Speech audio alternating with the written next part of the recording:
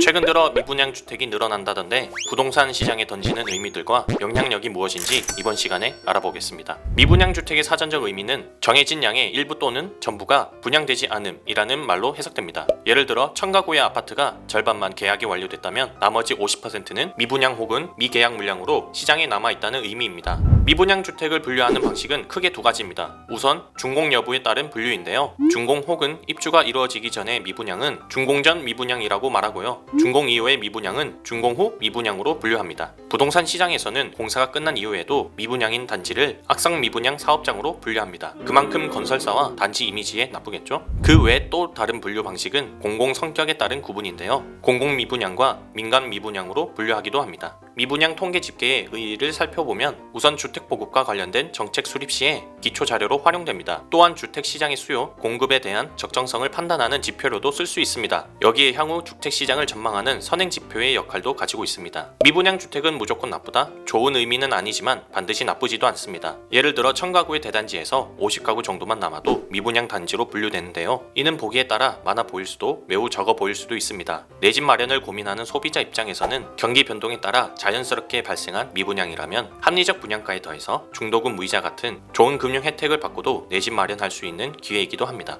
작년 말인 2021년 12월 기준으로 전국 미분양 주택은 총 17,710가구로 정부의 대출 규제에 따른 부동산 시장 위축으로 미분양 주택이 점차 늘어나는 추세에 있습니다. 다만 미분양 주택이 가장 많았던 시기는 2008년 글로벌 금융위기 당시로 16만에서 17만 가구 수준이었고 매매 가격이 상승세를 보이던 시기에도 5만 가구 수준에서 미분양 주택 통계가 움직였던 점에 비춰보면 2022년 현재 시점에도 절대적인 미분양 주택 수준이 많다고 볼 수 없는 상황입니다. 전국 17개 시도별로 나누어서 물량을 살펴보면 경북이 4,386가구로 미분양 주택이 가장 많고 그 다음으로는 전남, 대구, 경남, 강원, 경기, 충남 순으로 나타났습니다. 반면 세종특별시와 광주광역시, 서울특별시 등은 미분양 주택이 30에서 54가구 수준이어서 사실상 미분양 주택이 없는 지역으로 분류할 수 있습니다. 문제는 이처럼 미분양 주택이 적은 지역들에서 공급량이 늘어나야 하는데요. 하지만 2022년 아파트 입주 물량이 서울은 물론 세종과 광주 일대에서 많지 않은 것으로 확인됩니다. 그렇다면 이러한 미분양 통계는 과연 얼마나 신뢰할 수 있을까요? 미분양 주택의 통계 집계는 건설사, 시군구, 국토교통부의 보고 체계를 가지고 있습니다. 하지만 건설사들의 자체 집계에 의존하다 보니 실제 미분양 물량은 더 많은 경우가 있을 수 있습니다. 또한 미분양 통계의 정확한 집계 및 발표까지는 2에서 3개월가량의 시간차가 존재합니다. 따라서 신규 분양과 청약을 통해 내 집 마련한다면 미분양 주택이 시장에 던지는 의미부터 명확하게 알고 접근해야 합니다.